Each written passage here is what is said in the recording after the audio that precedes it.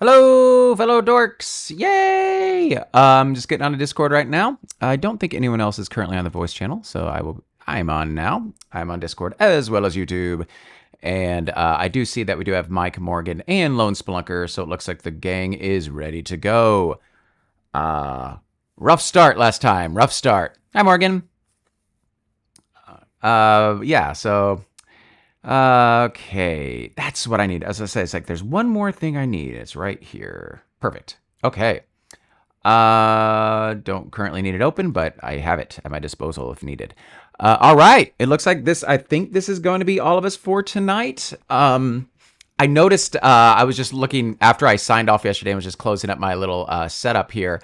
I noticed there was someone like jumped into the chat and on YouTube, and I did not catch them. So I feel kind of bad that someone was kind of like asking questions about the game and stuff. So I'm going to do my best to set this up where I can see the chat a little bit better. There we go. Yeah, I know, I know. Yeah, I saw that you responded to him. Thanks. Yeah, so I'm going to do a little bit better just because, again, since we're not doing the YouTube chat anymore, like anyone who tries to jump in, there's a few more layers they have to get through. So, nonetheless, here we are. I think they're from Germany as well. I don't know what these Germans are doing so early in the morning. Do we have Mike and Lone Spelunker on? Hey, Mike. Hey, it feels like it's been like forever since we played D&D, Mike. Right?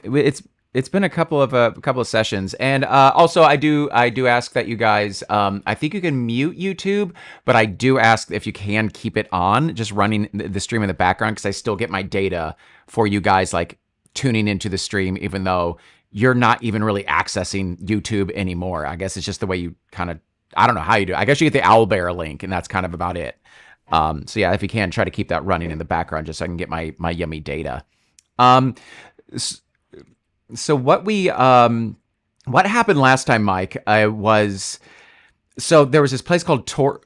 Yeah, there's this place called Tor Varden apparently, which was apparently overrun. We've lost communication with this tower or something like that. So we're going to go investigate it, like you do, and we it was pretty cool actually. We had this like stealth mission, which obviously we failed quickly. We kept Darius. We were wondering if we should get rid of him or not. I guess we kind of kept him. You were going to be the deciding factor, and it doesn't matter because he's reduced to 0 health now anyway. So we were going. He had to make these stealth checks, which he was making, and then as long as we were picking people off, we were getting a +4 to all of our attacks. So, but the idea is, you have to move first and then attack. You can't, use half your movement, attack, and then get back into cover. So we had 3 attacks with a +4, and Velos missed, Argos missed, and then we're like, well, we're screwed now. We're in line of sight. The alarm's going to be raised. So like this was in the first round. Like we didn't even hit the guy, and then we just had Darius go and throw his dagger and do 1 point of damage. So the alarm was sounded immediately, and we have been just kind of just dealing with the ramifications. Our conjurer, sadly, we were thinking about it. We thought we were going to be stealthy, and we gave him this like magic missile spell, which he used to good effect. But it looks like Fireball would have been really useful right now, but we kept a heal with him, which he did use to heal the Savage. Most of our heavy hitters have not done much at all, but our dog, Darius, has done some damage. The Conjurer has actually hit, just with his staff. So where we are, if it says A, that means that they are an archer, and so they're shooting us from ranged. F is a fighter. They're just now getting into the combat. We've killed a couple of them. And there is the sergeant, who's a little bit beefier, but we've reduced him to 8 health. On the eastern flank here, we basically have Velos and Argos. They're just shooting at each other on the eastern flank here. A heavy rain, which has actually been kind of beneficial to us, has reduced our range to 12 feet. Or 12 inches, I guess, in the game terminology. So is reduced to 12, and shooting is at a -2, which has actually helped us because that -2 is nice when we're being surrounded like this. There's also this vulture on the map. It doesn't account for much. It's down on the very southern. It's going to move 6 inches at the top of every turn. It raises the alarm if it clears the map. It doesn't matter because we raised it already. But if we can shoot it out of the sky, we get some experience points. But the main goal, right, goals, plural, they're on the very northern side of this map, which looks like a very long distance from us currently. There is a clue token and a treasure token. We still have 7 more rounds, but we somehow have to get up there. We draw encounters every other round, so we just drew our most recent encounter. So we still have 2 rounds to draw our encounters. Our encounters, we have a 25% chance of a booby trap, a 50% chance of getting another fighter thrown into the mix against us, and then we have a 25% chance of a man-at-arms joining us, somebody who survived Tor Varden. So we'd really like to get that roll, but that is currently where we are. We're at the top of the order, which is the Ranger and up to 2 companions. And how are we feeling, guys? Yeah. Mathematically, I think it's still in our favor, but I think there's just as many of them as there are us. And we do have to remember, I was about to say, our Ranger still has all of his abilities that he has not used. And I was thinking this too, if we need to run faster to get to those treasure chests, you still do have that quick beam route as well, Ranger boy, if you need to inhale that to get running a little bit faster. But you still have your deadly shot and steady aim, which... so right now, our archers, which is kind of nice in some ways, they are kind of pinning each other down. So we have our melee people taking on, like, it's kind of a Sparta moment here as they're in the little phalanx formation as they're just getting attacked from the western side. But the Ranger has to go, and then up to 2 companions. So let's just start with the Ranger. We'll see how things turn out from there. Remember, all shooting scores are at a -2 due to the rain.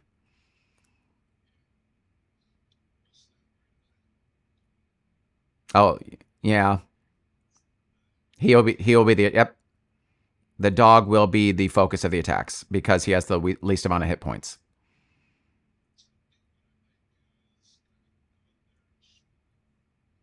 Oh, okay. Sure.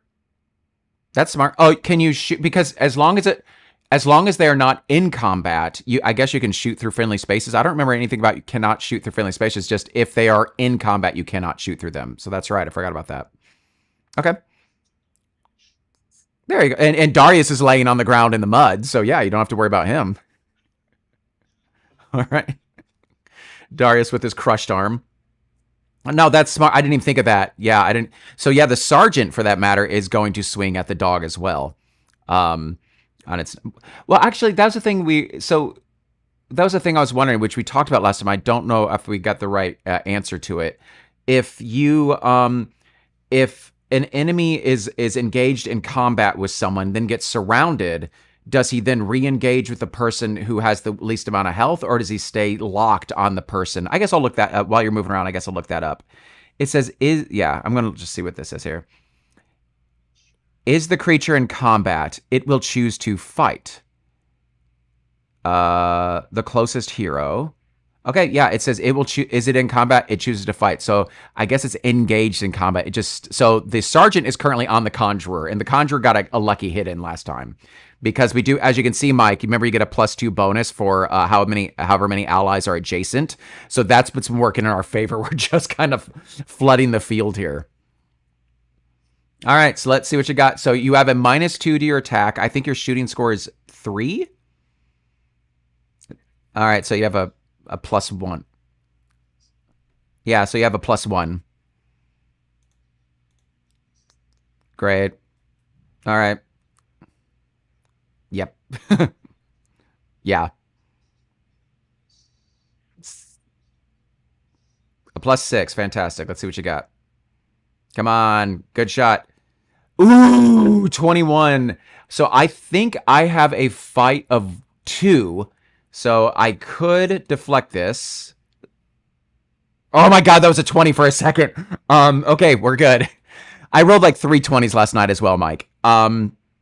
Okay. That may have taken him out. You did how much damage? You rolled a what? A 20 what? He has an armor of 11. You did exactly 10 points of damage, which is exactly how much we needed to kill him. So Well, go ahead and describe what you do with that shot as you run up. You're putting yourself more into risk at these archers to your north, but yeah, you definitely run up there and protect the doggy. So yeah, what do you do there? Mm.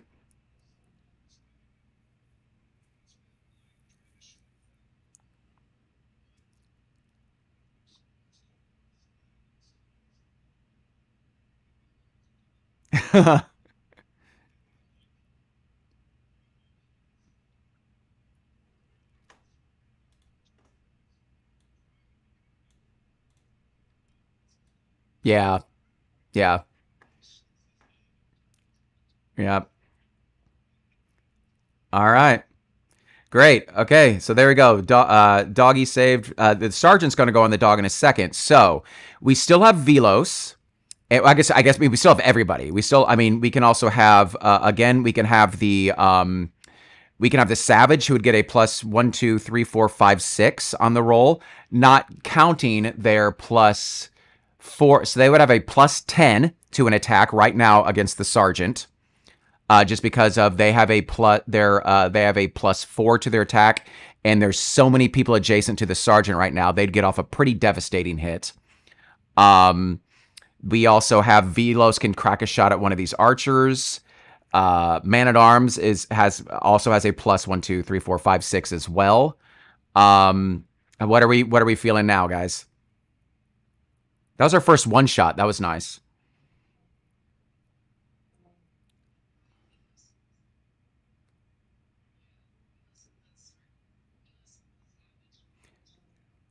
Do we want the Savage to go first to see if anyone needs to do any cleanup after it, or do we just have Velos go first?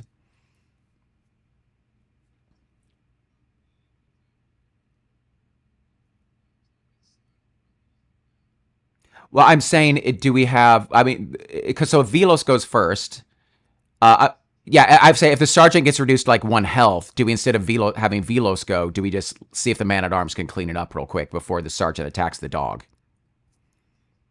All right. So we gonna why don't you go ahead and roll, Morgan? Roll the Savage, which I named. You will appreciate this, Mike. I think I named Donk, which is for like dunk and egg and glonk. So it's Donk. 10, not bad because you have a +10, so that is a 20. The sergeant gets a +3 though because they're pretty bulky. So 17 or 16 or below. Oh wait, hang on. I got a 19. You're good. Yeah. 19 versus 20. You win. That's good. And that does enough damage to kill it. That does enough damage to kill it. So again, so as long as you do better than them, then you just subtract the score of your hit versus their armor, and the sergeant's armor is only an 11, so you did 9 points of damage. Hooray. Yeah, very great. Now, Mike, why don't you let Velos go ahead and take that shot? Or we move the dog into a position where he's not going to be attacked. That's up to you guys.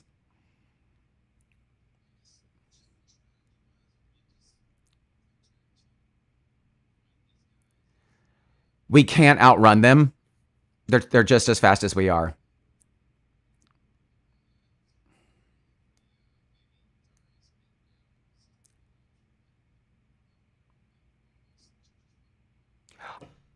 I think I 100% agree, and my whole hope was Darius, who has acrobatics, could jump the river, but he got downed. But I think we are going to need someone here in a second. Now that we have actually thinned their line a little bit, I 100% agree with you, Mike. Someone's going to need the dog. Can't do it sadly because they can't pick up items, but one of us is going to have to make a run for it. Maybe the conjurer because they can't do anything.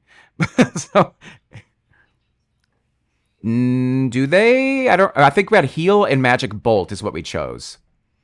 Yeah, and they've used both of those. We now, if we spend 10 more recruitment points on them, we could get 3 spells. But no, they only get 2. Those were we were cycling. We were choosing between those 3. We've used yes. We healed the savage, and he magic bolted somebody. All right.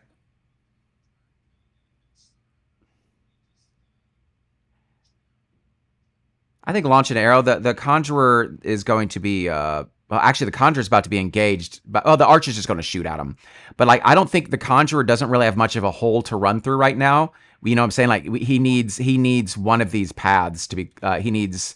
Whoa! I keep doing that. I keep clicking the wrong stupid thing. He needs this area or this area clear so he can get that run going. He'll be followed.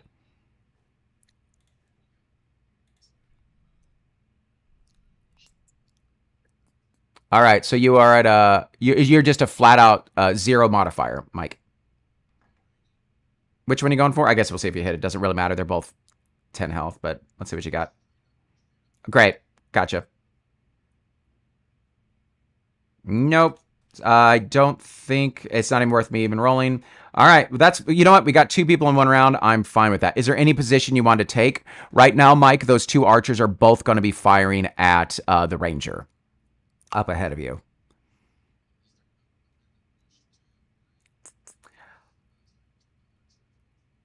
I don't think what I'm giving it partial cover, so it's like a -2 to them. I think that's what I'm doing with the bushes.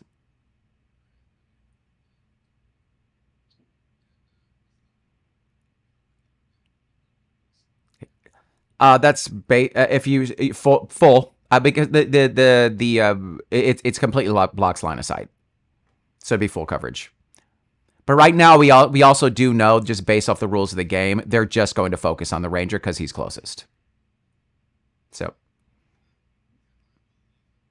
okay, cool. Okay, no problem. All right, here we go, guys. Let's hope best for the puppy. That's probably all the movement. This dumb vulture, 1, 2, 3, 4, 5, 6. Again, if we get the chance to shoot it, shoot it. It gets us experience points. We get an amazingly low amount of experience points for this scenario for some reason, I saw. It's going to be like 40 to 50 probably. We've been getting like 100 typically per scenario. I think this overall mission has 3 scenarios, so this is a larger mission for us though. Okay, so who do I dare attack? Okay, let's start with the 2 archers on the ranger. Let's see, they have a +2, so it's basically a 0. Here's the first attack. Great. 17, unfortunately, is good. I need you to make a, so it is a 17. That is going to be painful if this is a hit. I need you to, Lone Splunker. Ooh, what'd you get? What'd you get? What's your fight score, 2? I think your fight score is 2, right?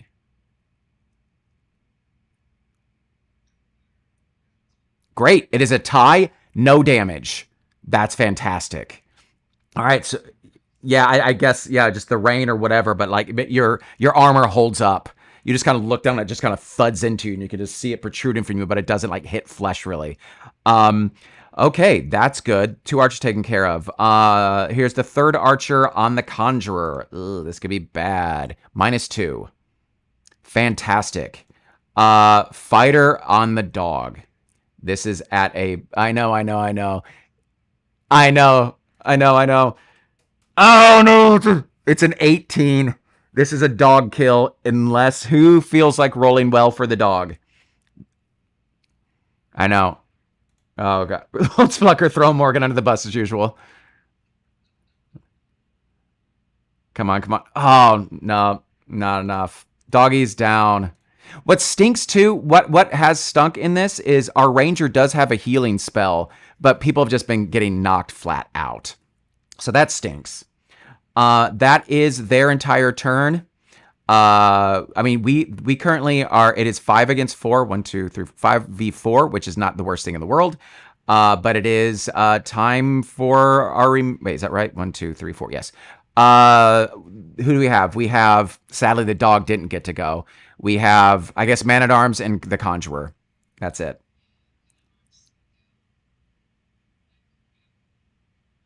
Okay. All right, just slide right there. Hopefully you roll well here. Let's see what you got. 11, what, 13, 14, 15? No, you get a +3, is that right? I'm looking right now. You have a +3. So what is that, a 14? Okay, so you have a 14. I have a that was a 20 for a second. So not bad. So there's a 14 minus 11 armor. So 3 points of damage. And we can still have the... we can still let the Conjurer, if we want, go up there and get the +2 on the attack, or are we too fearful of that? Yeah. He does actually. Last time he does have a staff, which gives him a -1 to his attack, but his opponents have a -1 as well. I didn't include that last time. I forgot. Um, yeah, he gets 2 points of flanking. So so the fighter gets +2 as well. So it is an equal attack between. So it's a 50-50. It's a toss up. He could just move into position, and then that would help the man-at-arms next turn get the bonus. But like what the dog was doing, just not attacking, but flanking. Are we... All right, we good with that? All right. Sorry, he'll try to like get right there. Okay, I think that is the round, right? Yeah. Okay, moving a little bit faster. At the end of this round, the next round, we will draw another event. Again, we have a 25% chance of getting something good. All right, we have, I know. We have the Ranger. What do you got there?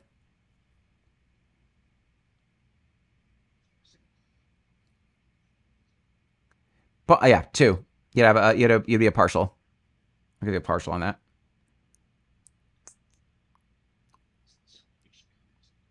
I think the big bush, just the big one.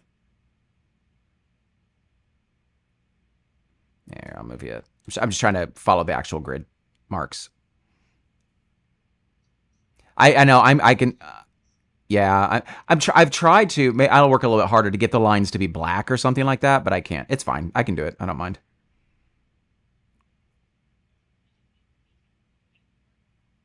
What'd you say? No, we do it every other round. We did it. We did it. We ended last session on round 3, and that brought up that dumb vulture. So yeah, last round was a freebie. Yeah,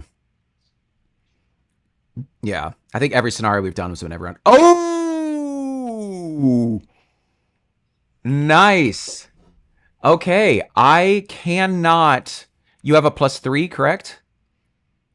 I cannot match that. That is another kill. Which one did you hit? Got him. He is down. Another arrow just right in the neck takes him down. Now that you saw your dog go down, you are a man on a mission here. Okay. All right. That is very nice. We have... Well, currently, I don't know if you can move through friendlies or not. Do you know that? I could look it up real quick. Do you know Lone Splunker? Well, I'm saying, well, like, I'm wondering about the Savage. If the Savage could get up and around the fighter, because then they'd have the +4 bonus. But I don't know if they can move through friendlies or not. Because again, this is a terrain game, so I mean, you are supposed to really kind of adhere to what your surroundings are. Let's see if I can find movement real quick. But I don't know if you can stand over. I don't know if you can. Oh, you know what's something we keep forgetting? God dang it! Is the forced movement. When you hit with an attack, a melee attack, you can push somebody back. I don't think we've necessarily needed it, but you can push somebody back if you want to. Yeah, I keep forgetting about it too. But what are you guys feeling about who you want to hit here? Moving off the table. I'm just looking at movement rules in regards to... Yeah, so my question was, do we want to get the... can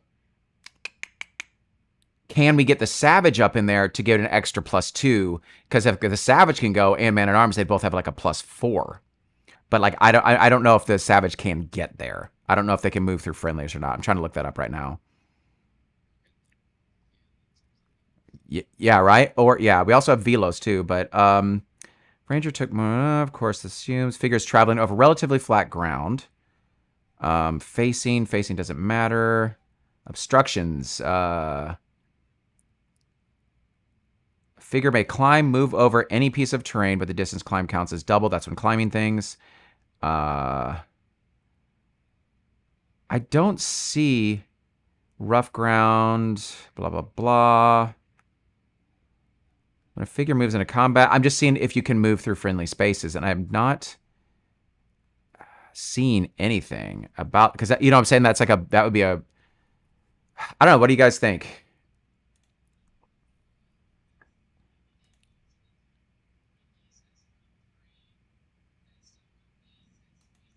Yeah.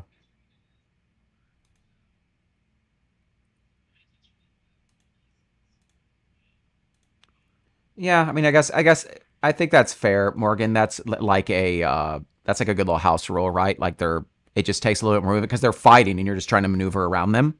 I think that's valid. Are you guys good with that?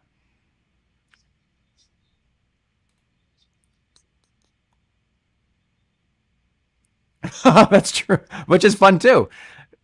Oh, that's kind of fun. Oh, that's even actually more fun because yeah, you can move. It's just half. That's kind of fun. So he just climb up here and then just like double hands, jump down. All right, that's and that would give a plus 1, 2, 3, 4, 5, 6, 7, a plus 8 attack on this fighter. Who wants? So we've got Lone Splunker's already gone. We may have Velos go in a second. Why don't you go roll that, Morgan? You've been rolling the Savage. Plus 8. Oh boy, here we go. There's another one. Do you want to describe, Morgan? This one's up to you. You want to describe what you do here? A double-handed. No, she has the double-handed like axe. Remember the elemental axe that we nice just cleaves.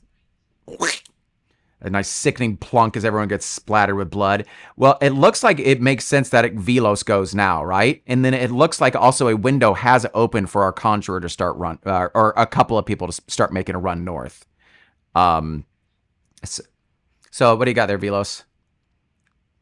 Like I said, you can get cover in that bush up there too, if you want to run up next to the ranger. But again, the ranger's going to be the one currently being shot at. If you move into it, you will be the one shot at because you have fewer hit points. They target the one with the fewest hit points in line of sight. Sure, that makes sense. All right, to your north. All right, so you're at a 0 again. 12, so that is a 12 that could inflict damage. Let's see.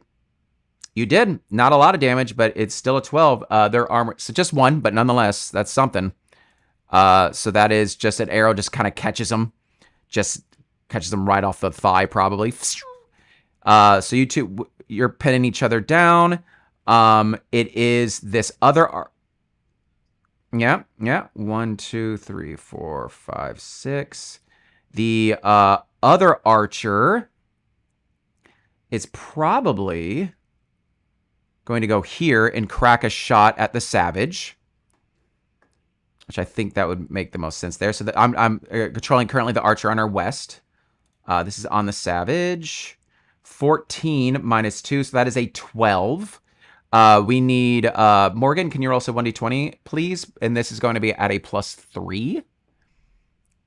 Because this is just to see how. Oh, there's the one. So that's not too bad. That's just 2 points of damage. That's not the worst thing in the world. Good thing that the savage was healed. So just right in the, so it just comes down off this rock. The archer sees them scaling up the rock, quickly kind of circumnavigates and cracks a little shot, which just sinks kind of deep into the archer's shoulder, the savage's shoulder, but they're just in their berserker rage. They probably don't even feel it. This other archer cracks a shot. This is going to be at a -4 because of the terrain, because they're hunkering down in this bush.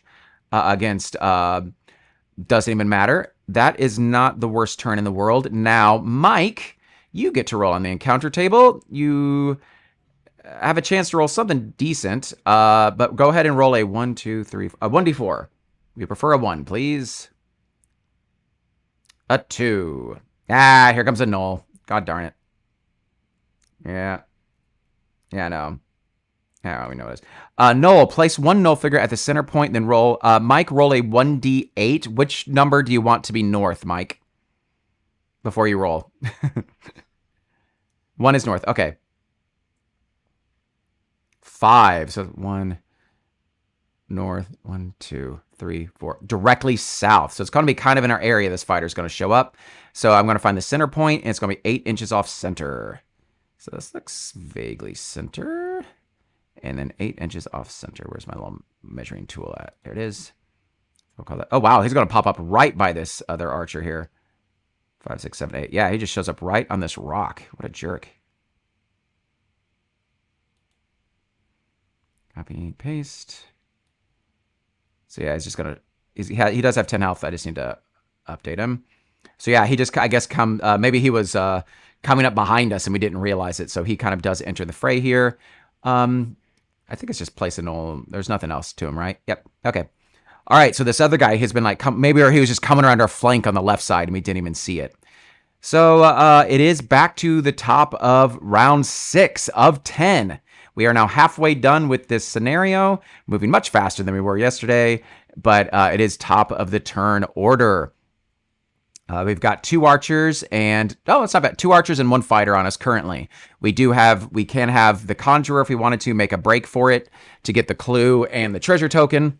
Currently, as long as the savage or someone else stays closer to that, an archer, they will draw fire. But ranger does have to go first. Yeah, I think it is too, because it's going to take a while to get that far. Actually, I mean, he can basically move 9 per turn. Like, let's see how far. I'm just curious if he's going to have to try to jump the river. Maybe not. That's not too bad. So I get like 9. 1, 2, 3. You have to like end your turn. 3. It's going to take him 4 turns. So we're on 6. He has 1 round buffer currently if he starts running now. So he has to start making a run for it. He doesn't have to do it right now. He can do it after this combat, but I mean after you guys go. But he should probably start making a run for it. Yeah. He's giving us bonuses though, which is nice. He was giving us those +2s. So now it's kind of, I guess once Velos and Argos get freed up, though, it'll be a little bit easier for you guys. So what you got there, Velos? Or, excuse me, Argos. Because Argos has to go.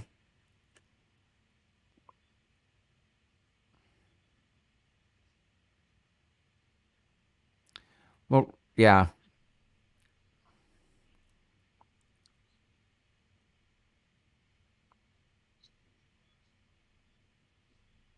No. Yeah.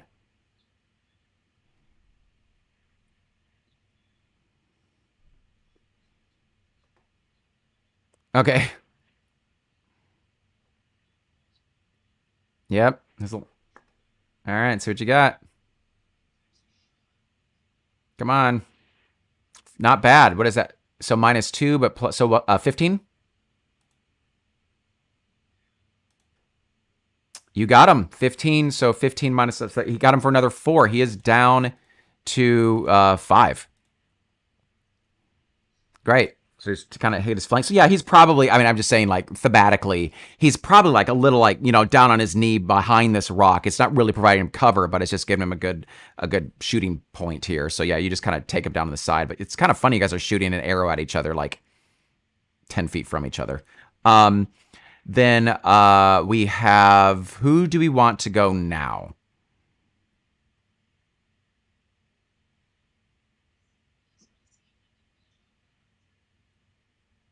The fighter is going to, again, I think the fighter's going to go this way. 5, 6, 100%. The fighter's currently headed for the savage, and the archer is going to attack the savage.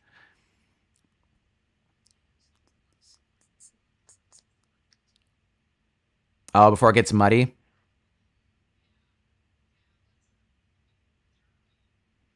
Okay, well, okay, so that would be 9. Right, what is it? Give me a second. I think his movement is pretty good. Yeah, 6, 7, 8, 9. He could get to, let's just make sure, though. He gets to right like there. I just want to see what distance is furthest. 1, 2, 3, 4, 5, 6. 1, 2, 3, 4, 5, 6, 7, 8. Yes, if he started running, he would be out of the range of the of all that stuff. But is it worth him running now, or and missing 2 attack opportunities before they go, or up to you guys?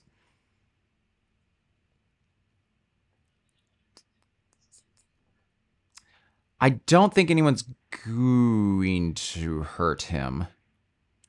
The archer, because the archer and the fighter are both going for the savage. Because again, it's all open knowledge. Their mechanics are very simple. I mean, that's just kind of baked into the game, just knowing exactly what your opponents are going to do. So the savage could run out and just take on the archer. It is within range. The man-at-arms may be able to give chase, too, for that matter. Oh,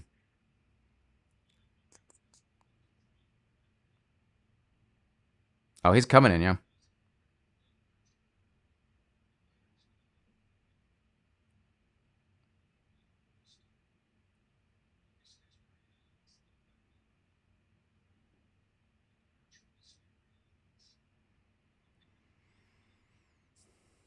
Yeah.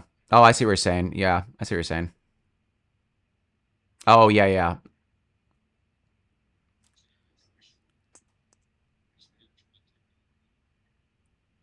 Okay. You want to go for it, Velos?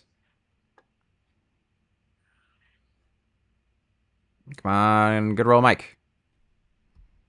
Boo.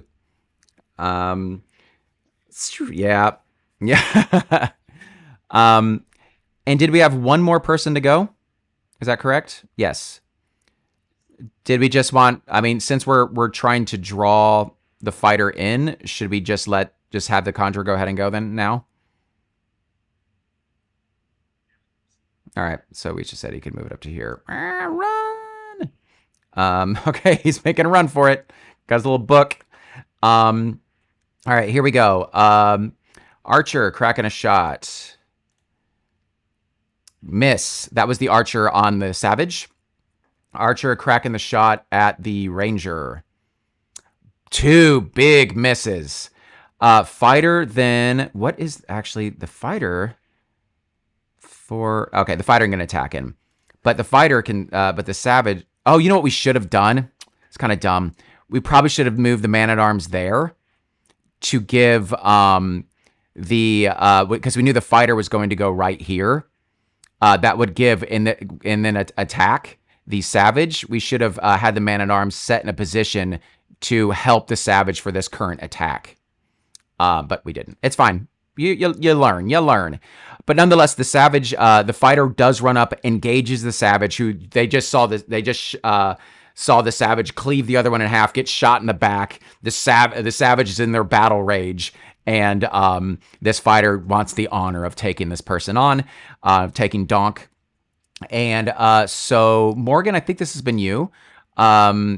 Morgan, why don't you... Actually, why don't I have Mike's been rolling, but we'll have to have the man-at-arms go here in a second. Mike, why don't you roll the Savage's turn for fun?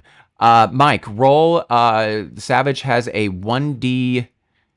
You have a +4 to this attack. 10. Boo. Mike isn't... We're doing better today, but Mike is getting our rolls from yesterday. All right, here's the Savage, the fighter's roll. 12... Well, this is pretty decent, actually. 12... 13, 14. So loses another 4. 11, 1. So they are down to 7. So not super great now. Our ranger does have a healing spell, but is currently tied up.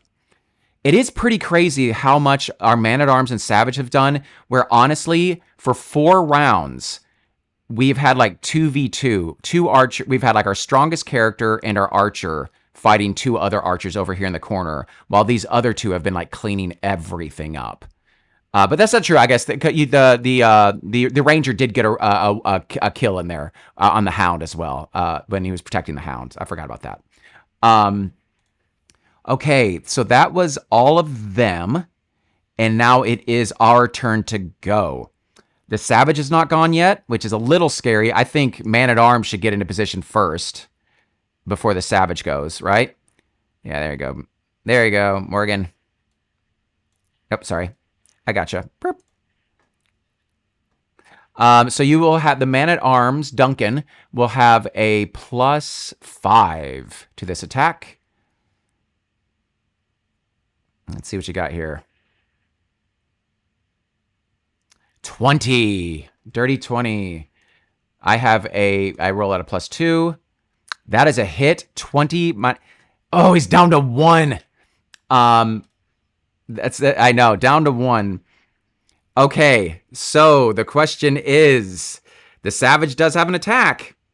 They're going to attack with a +6 versus a +2, so they have a 20%. They're going to roll 20% higher mathematically. Do we dare do that? Fighter's done. Just 1 hit. How are we feeling, Mike?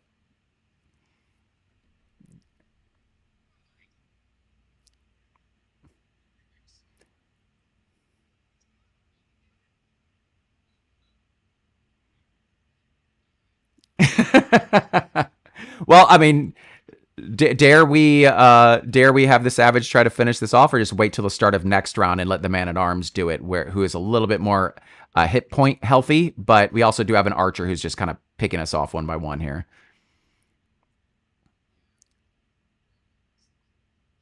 Yeah, I've been rolling pretty poorly on them. 1, 2, 3, 4. Yeah, 4 more rounds after this. But I don't know. It's up to you guys. What do you think? Do we have the Savage go for it? It'd be a +6 versus a +2. That is pretty good.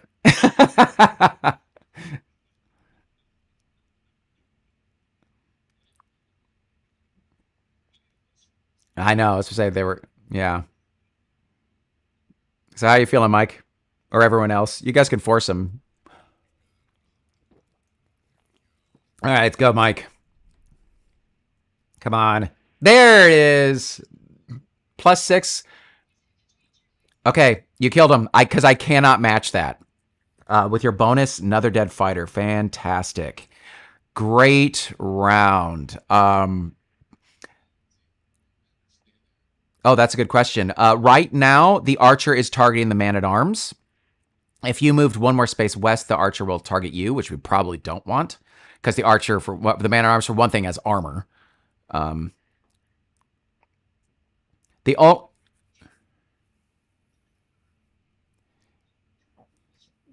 Now, the only awful thing that can happen is we can still roll a trap. This conjurer could get stuck in a booby trap. Pick a random hero. If the figure falls, they just take damage. But a knoll could appear 8 inches north from the center of the map. I don't think we're on that round yet. That wouldn't happen until next round, and the conjurer would have a bit of a head start on him. So I think we're still okay. All right.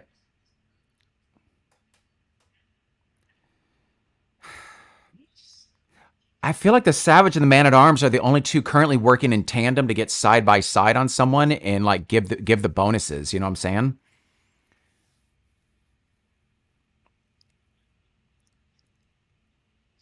The Savage, yeah, yeah. And leave Velos and that one archer picking each other off from 15 feet away. Little shootout there. Yeah, that is true. He could shoot, and then that would just make the archer just move and probably just shoot at you, or either chase you or go after whoever's closest. So yeah, you could pull him away a little bit too. But yeah, it is the top of the next turn. So yeah, it is our back to us again.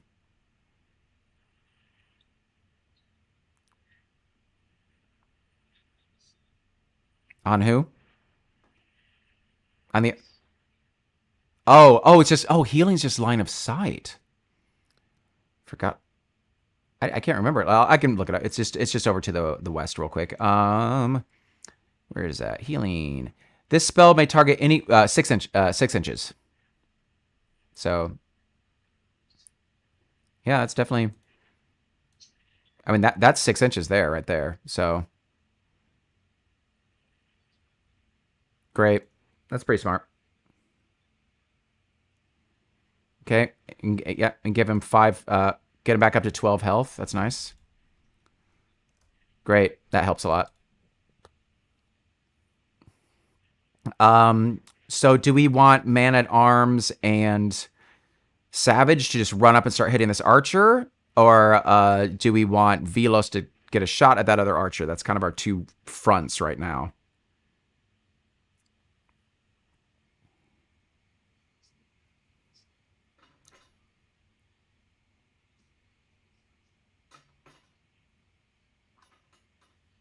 Okay. All right. Let's see what Velos has got. There we go. That may be the kill shot. So it's just a dirty 18 is kind of how it comes out to with your minuses versus a 1. You killed him. There we go. There we go. You can no. Why don't you come back to dodge now, Velos? You don't even need to get out of dodge. Come into dodge. Or you could start flanking and help. And well, actually, we could probably use you against an archer, but you could start flanking and helping the conjurer just in case things go bad here in a bit.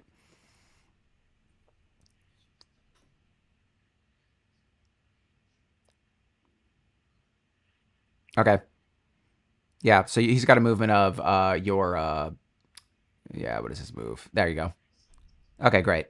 Fantastic. And we can still have somebody go up and engage the archer and make an attack if we wanted. The archer's fighting skill is a 1, so we are better. So the savage could do it because they are, and then the man at arms could come up with the bonus after the archer goes. I think the archer, once they're engaged, they're engaged. I feel like the archer, that will make the archer have to fight because they're engaged, right?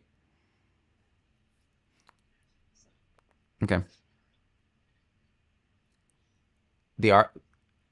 Oh, you're 100% right. Okay, so who wants? Yeah, who wants to roll the savage? So the savage is attacking at a plus 4. Who's feeling like rolling the savage? Everyone's kind of had some fun this round. All right, go for it, Morgan. Yeah, Morgan also has the man at arms.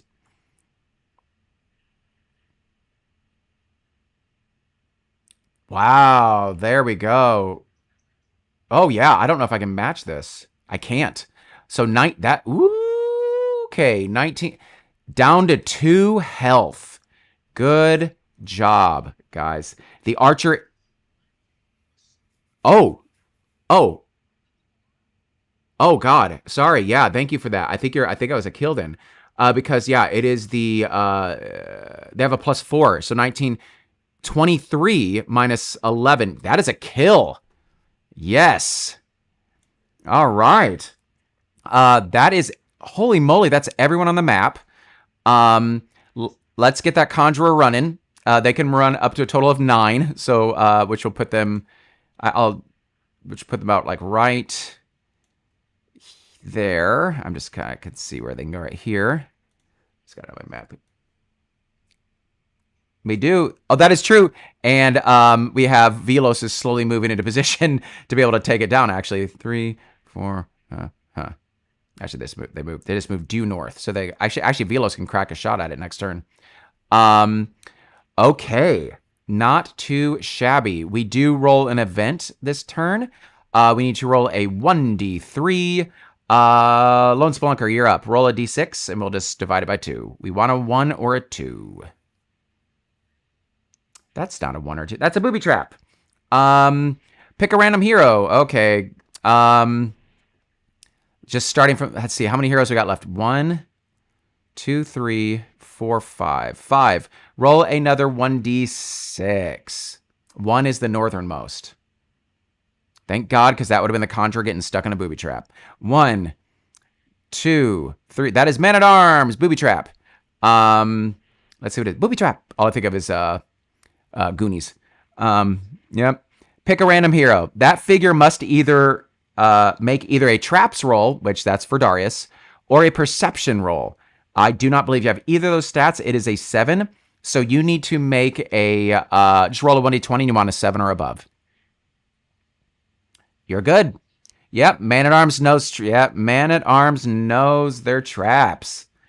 Okay, that's not too bad. That is not too bad at all. So, I really want this man-at-arms though because I'm hopeful we'd get to take them into the next scenario with us. That'd be awesome. Um, but that's that round. Fantastic. I think 8. So now all we're really trying to do is get this vulture and get these items when it comes down to it. So it's gonna move pretty quick. But it is just 3 of us can go before the vulture goes. So if you want to, you have a 12. Your range is 12 in the rain, Mike. So you just have to move a little bit to crack that shot. Granted, we should be using the Pythagorean theorem or whatever. So he's actually probably a little bit further away, but the only one who can shoot the vulture, I think it's airborne, so it'd have to be Mike, I think, or Argos. I don't know if he needs to, but he can.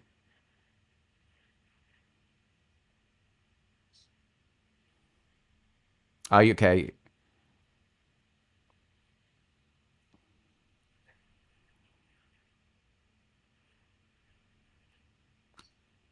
Yeah, I'm gonna give you because you're looking up and he's in the air. There is that tree there. You're gonna be at a -2, so that'll be a -4 just because you're shooting through the tree foliage. I'm being a jerk about the terrain. Ooh, that is an 11. I wonder what its AC is. God dang it, I have to look it up. Or its armor is. So 14. So I'm gonna try to find a vulture real quick here and see. Actually, I don't know what its armor value is. I think its armor value is probably. Let's see here. Thank you. Oh, what can do? If you know what it is, can you see? Can you see what its stats are? And just its ace. It. Wow. I guess that. I think that's accounting for how its maneuverability. I think it's kind of baked into it. So 14. So and you did what was the damage you did when you added everything up? Did you get a 50? Oh, actually, it's probably I still probably have it saved unless you click the button again. Um, yeah, you clicked it again. It's not saved. I wish there was a log I could like quickly check into. You had a shoot. I cannot remember what it was. Yeah. It was. Is there a oh history? Hang on, give me a second. Um, it's just saying what dice it was. It's not saying what the result is. It's weird. And that's my history. That's not. It's kind of weird. Because there's a button for that I have for history, but it just says what dice was rolled. It doesn't say what the result was. So that's not like a good history. It's a dumb history. What do you got? But it just has the dice roll. It doesn't have what the result is, does it? I know. Isn't that frustrating? I know. Oh, there's a 20. um, yeah. Um, well, Mike, let's see what you get, and then I'll make an assessment. You're really close, so if Mike gets really close as well, then we'll say the 2 of you get it. Oh, he did. Fantastic. So 15 -4 is an 11 plus what? What's your shoot score? So you got a 14. So which is its value. So you did not no damage. So Mike, you gotta shoot this thing.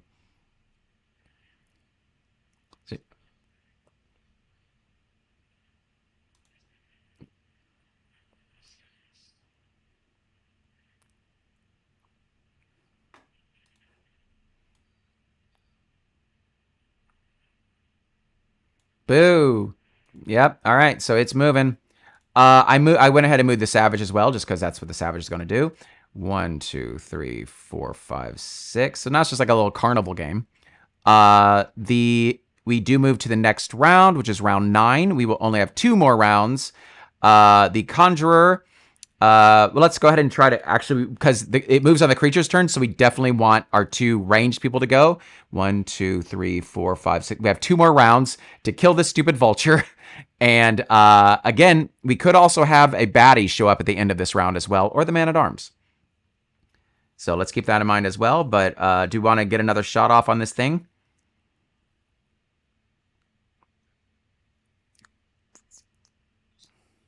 Yeah. Yep, go for it. Crack the shot.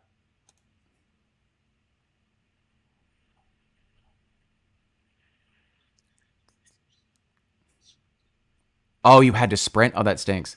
All right, Velos, you're up. You have the range though. Ooh, there we go. So that is so it's a 15 period. I do get to roll like if I flank out of the way of it. Whoo! Dead vulture. Good job. Okay, and we still have one more turn. Should we just go ahead and have the conjurer go because we may want the man at arms and savage just because we may get another null fighter pop up on the map. I guess it would happen at the end of the turn anyway, but nonetheless, let's go here. Clue token, yay! We've got whose turn is it to roll? Morgan. Why don't you roll a 1d20? I think these are all. Oh, actually. Oh, one of them is an armory check. Oh, if you would have rolled 8 or 14, you would have gotten to use your armory skill. Oh, wait, no, never mind. Oh, this is great because this is the conjurer, a scroll. You find a scroll covered in some ancient script. After the scenario, pick one figure to make an ancient lore roll, which is what the conjurer actually has. If successful, you recognize as orders for the null's deployment, including 2 other guard posts nearby. Okay, so anyway, we got a scroll. We'll remember that at the end of the scenario. And then that's that. Nothing else is really happening. We can have the man at arms and the savage move. Do they want to move at all? It's basically we're just going to see what pops up at the end of this round. And then the conjurer's going to run. What did you say?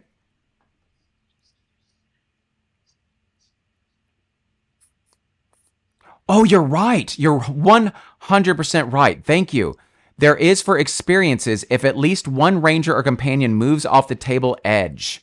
That is 15 points. So yeah, we want someone to make a mad sprint off this map. So that may be the man at arms. Where's the man at arms? Yeah, you got to move a 6, so you can move 9 right now. Yeah, let's get you moving. Yeah, you can make it. Yeah, thank you. That's fantastic. Thank you so much for that reminder, Lone Splunker. I forgot about that. So yeah, we'll get that next turn. Let's get Mike. Let's have you roll our last event. It's either a soldier or it is a null. What do you want? Pick even or odd. We'll say whatever one you pick before you roll the dice is the one that we want. Okay, roll a dice.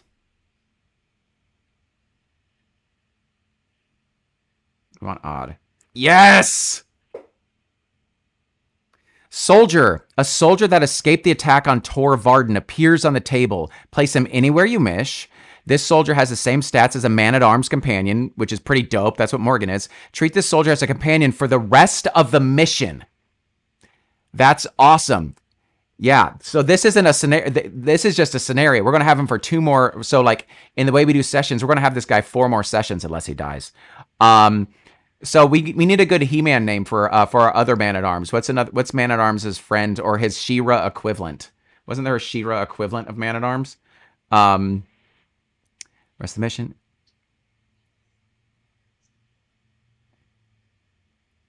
Okay. All right. This soldier may not. Okay, great. So we have Tila. Tila just showed up. So that is honestly, basically, we've done everything. The conjurer is going to make it spend all of his movement to run in and get the treasure chest. The treasure, I think we just roll. It's just a treasure token. We just roll that at the end of the scenario, and that's the scenario. Yay! Wow, we had some good rolls. Mike, not so much, but the rest of us did. So we have a few. So we have a few things to total up. Let's start getting the XP and all that kind of good stuff totaled up here with the end of scenario fun. Let me get the notes. Here it is. Skills. Yes, Duncan got off because he would have. Yes, he would have had the last turn. I was kind of like, all right, we did everything. End of scenario table. Here we go. All right, end of scenario. The campaign. Check for injury and death. Okay, that's what it says to do first. So I'm just going in order of what the old book says here. All right, who feels okay? So poor Darius, and then we also have our dog, which I feel like Lone Spelunker should definitely roll the dog. You can wait on a second. But who is going to roll for poor Darius, who this is his second time being down? All right, roll a 1d20. That's not bad. That is a full recovery. Darius is good. Still has a crushed arm, but good. Okay. What? Oh, I thought you said wait. I was like, okay, we can kill him if you want, Mike. Jeez. Had to shake off the rust. I just saw that in the chat, Mike. Okay, let's go, Lone Spelunker. Let's see how the doggy does. I know. 12. We're good. Okay. Dog, everybody's back. Okay. Whoo, man, that is scary, isn't it? That is super dense. Okay. I mean, only a 1 or 2. I guess that's still a 10% chance, so that's scary. Okay. Any hero comes to call into you, clue marker, blah, blah, blah, blah, check. Okay, back to the rule book. Now I think we are doing leveling up. Where's the rule book at? Here it is.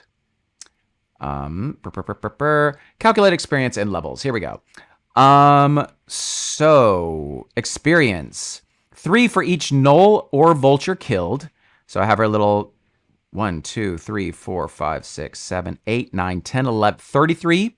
Okay, that's not bad actually. 33 experience for just the kills. And remember, Morgan and Mike, if you guys want, you can build a ranger. We just won't have as many companions, but we would have like a stronger character, and we'd still have like 4 companions. So like if you feel like I'm a little tired of just like playing these like 2 kind of weaker characters, you're at any point more than welcome to roll up a ranger. It's not much more overhead than what you're dealing with now. 8. If the scroll was found and deciphered. So this is where, and can you use your translate, or is that for runes? You may be able to use your spell on this. I think we could use the spell if we fail. The caster may cast a spell at any time to make a read runes. Okay, this is not runes. This is a language. So scroll. This is an ancient lore roll. So we need our conjurer, because again, our stats are pretty spread out fairly well. After the scenario, pick 1 figure to make an ancient lore roll. Whose turn is it to make the roll? It's an 8. It is an 8. We have a +3, so we need a 5 or above. Who feels like rolling a 5 or above for the conjurer to decipher this scroll? All right, Mike, what you got? Let's see if the rust is really shaking off. Woo! You're still rusty, but it's shaking off. Okay. So we did decipher the scroll. We do know of these impending attacks from their bases of operation. That is another 8 points. So you've gotten 33 plus 8. And then 15 points if at least 1 ranger or companion made it. So there's another 15. So not enough to level, but enough to get you a healthy amount. So how much did you get there? So 33 plus 15 plus 8. Like 48, 60 something. Was it? Yeah. Okay. All right. So that is that part. We still have some treasure. Let's see what else we got. Roll for treasure. Here we go. Who was left? Morgan, I think it's your turn now to roll. You and your crappy treasure rolls. Yeah, here we go. All right, roll a 1d20. Again, the golden jewels is still, it's experience points, which we have yet to cash in on, so those aren't the worst. You got a 2? All right, more golden jewels for us. I'm going to put a little ×2 here. But you can see right here where it says golden maybe not. Golden jewels, a stash of golden gemstones. While the rangers and their companions have no use for them, they can be given to the king to aid the war effort. A ranger may choose to either gain 10 experience or have one of his companions gain a progression point. So we do have 2 of those now. So we are starting to build up. I mean, that is experience points that we are gaining or progression points. So I'm going to just mark a little note of text that we actually have 2 of these currently ×2.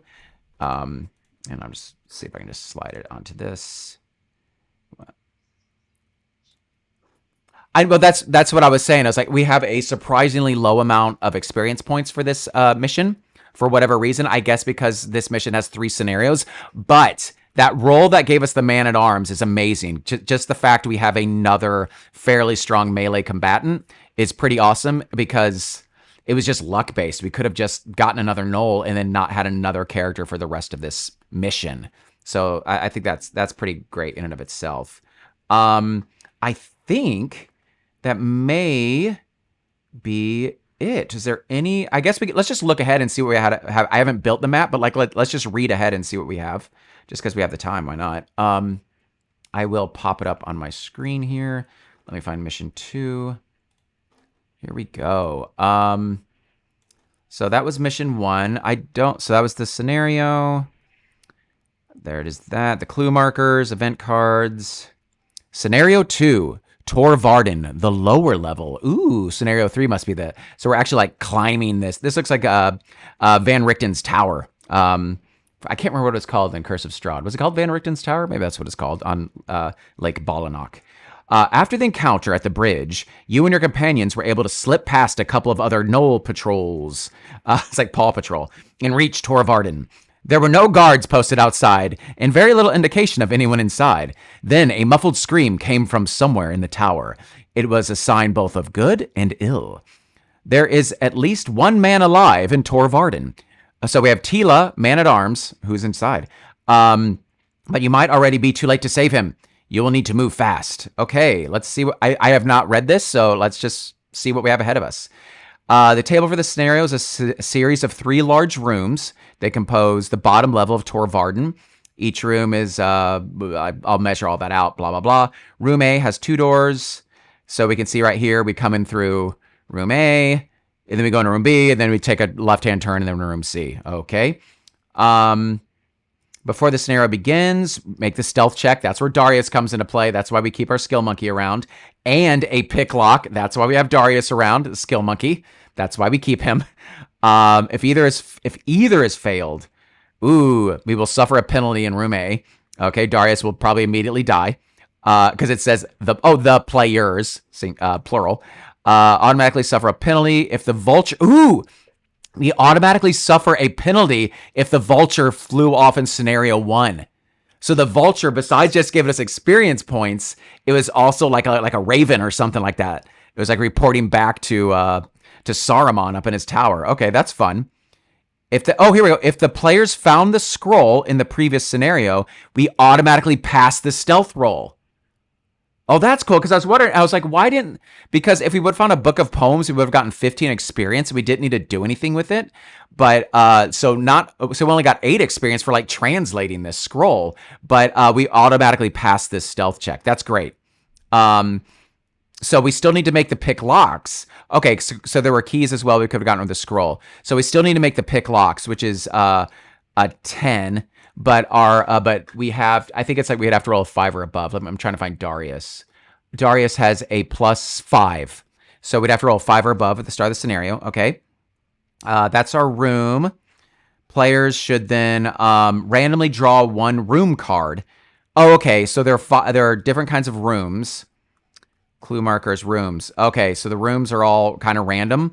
So we can either end up in a storage room, a torture room, an armory, which Duncan is probably good at because we'd probably want to make an armory roll. And then we'd have the shaman's workshop. So that's kind of fun. That's a good way of, again, randomizing the game of just the layout of this place is different. And you're always going through different rooms at different times. And again, this only has 3 rooms in it, but there are 4 cards. So 1 room will always be left out. And it looks like we have Knoll fighters, archers, and a sergeant again. There's a shaman, so that'll be a little new. And a flesh golem. I guess that's in the laboratory if we find him. And a captain's logbook. All right, well, that's what we have in our future, my friends. I will start building that. Since the rooms aren't in any particular order, I don't know how I would build that necessarily. I'll just build the outline of it. Which saves me times of like making mad scientist laboratories because I got other things I should be doing. But I guess we are stuck with our party currently. I think only in between missions you can change the makeup of your party, if that makes sense, because we're in the middle of our mission. We can't. But again, I feel like after we discover the entirety of this tower and we get some more recruitment points under our belt, we will be able to actually change up the makeup of our party a little bit, I think, and maybe you guys could play new Rangers then if you wanted, but we'll definitely have more recruitment to build a slightly different party. Okay, but I think that's it. Yeah, yeah, yeah, no problem. And we could talk in the Discord, but I'm still having a good time with this. Are you guys still good with it? Yeah, I think it's fun. It's a nice little skirmish. And I am thinking of doing probably after my show closes, so like maybe Miru. I don't know if any of you saw the my playthrough of that. It's a really pretty cool game. And I want to like get through it all. It's a campaign, but it's not like super long. But it's still like a campaign. Like we could have finished it well within the amount of time that we put into Legendary Kingdoms, which I still keep thinking of. But I'm also like, I don't know where to go. We have no direction. Like, if I say, okay, you magically come back, where are we going to go? We were literally just like exploring the map randomly. We didn't know what to do, which was a little frustrating. Yeah, did you see any of my playthroughs of that, Mike? Oh, yeah, it's cool. Do you know what Lone Splunker? Mm-hmm. Yeah, it's a really pretty cool story. I feel like I've actually done a really good like I did 3 episodes of a playthrough of it. I feel like I did pretty good on those. But it's a really neat story. I think that could be really fun for us as well. And I want to get into your space game as well, Lone Splunker. That may be something else because again, when my show closes, I'm gonna have more time, and I may just start being like, oh, Monday night Miru's and Tuesday night this and Thursday night this and Friday night this. Just cause. So yeah, because yeah, that's it. But anyway, thank you so much. Everybody amazingly survived. Um, and yeah, let's explore a tower. I'm guessing probably next Monday and Tuesday. That seems to be working just with what Mike's schedule currently is. Mike, I know we have D&D Monday, so we'll just do a short session of this on Monday. But that's currently what I'm looking at. If that works for you guys, again, we can talk in Discord. Awesome. Thank you so much, guys. Appreciate it. Till next time. Bye, guys.